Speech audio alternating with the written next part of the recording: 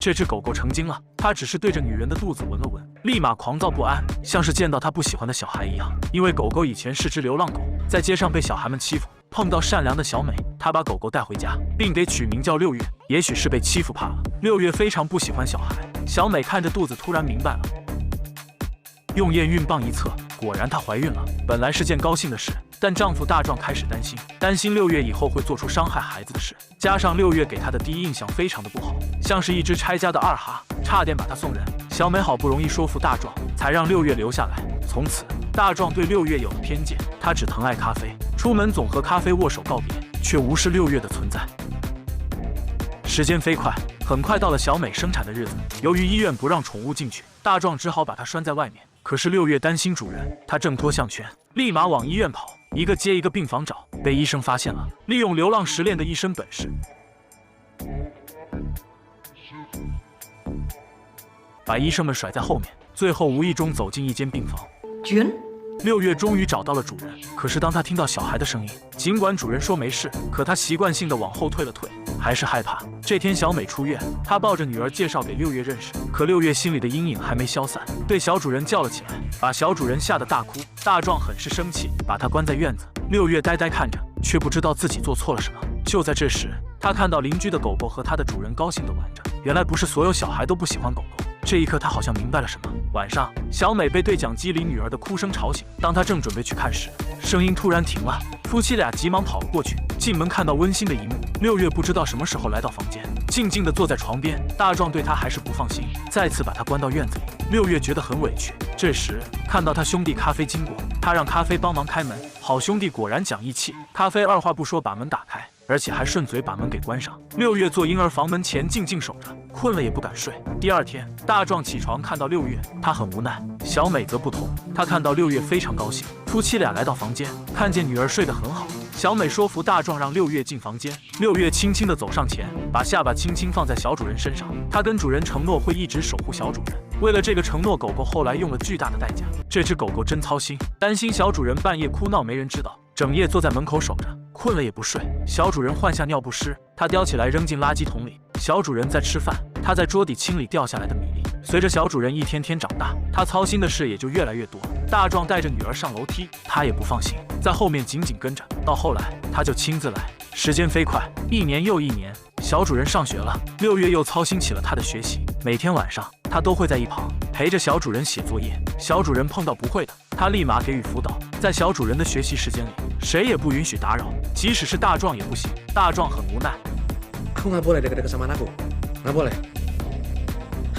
晚上下着大雨，六月焦急地在小美卧室外扒拉着门，又跑来跑去。小美终于醒了，六月把她带到女孩房间。原来女孩生病了，到医院一查，原来得了气喘，幸好送来及时，不然就危险了。这天，女孩看到邻居家哥哥因为狗狗去世，在那伤心哭着。晚上，她问妈妈 Dan Jun akan mati kayak kubis ya, Ma?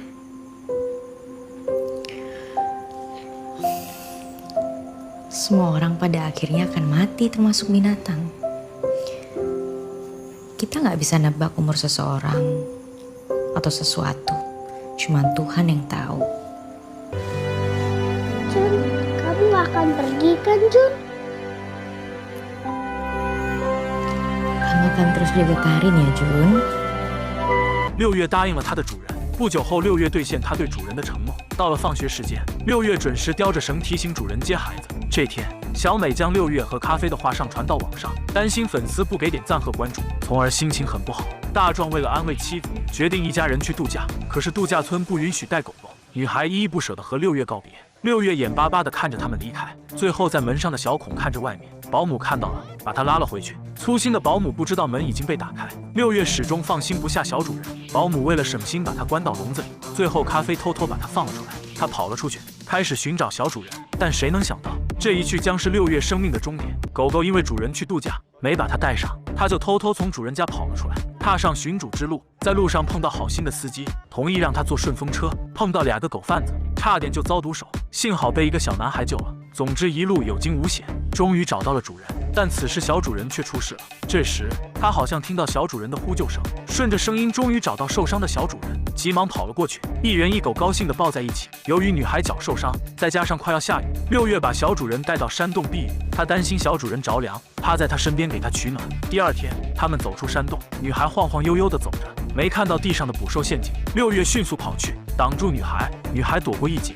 他们继续往前走，这时被一棵巨大的树挡住了去路。6月四处查看，怎么也找不到可以过去的地方。6月正在发愁时，突然听到大壮的呼喊声，他立马上前刨洞，终于成功了，示意小主人过来。可是此时小主人已经晕了过去。6月非常着急，根据大壮的呼喊声找到他，并把他带到小主人那。大壮抱起女儿就往医院跑，6月在旁边跟着。此时的大壮一心在女儿身上，并没有看到地上的捕兽陷阱。千钧一发之际，6月用尽全身力气把大壮扑倒，大壮避过机关，这时机关也被触发。大壮抱女儿时，看到不远处的6月躺着一动不动，来到6月身边，看着6月受伤的脚，他明白了，刚刚是6月救了自己。大壮看着昏迷不醒的女儿，再看6月，内心非常的纠结，因为他没办法同时带走他们俩。而此时的6月一心想着小主人，他发出虚弱声像，是在提醒大壮先救小主人。大壮心一横，抱起女儿向医院跑去。看着大壮离开，他终于撑不住昏了过去。等他再次醒来时，看到大壮正带着咖啡赶来。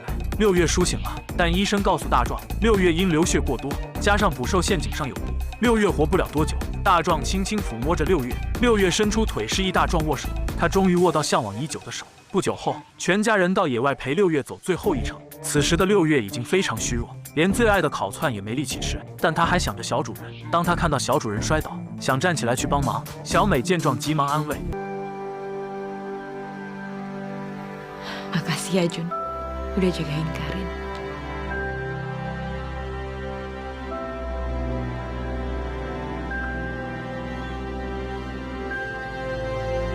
Kalau kamu mau pergi, kamu boleh pergi sekarang, Jun. 小美刚说完，6月依依不舍地看了看小主人，缓缓地闭上了眼睛。狗是人类的好朋友，拥有一只狗是非常幸福的一件事情。每天，狗和人类一起游戏，一起散步，一起放松，一起工作。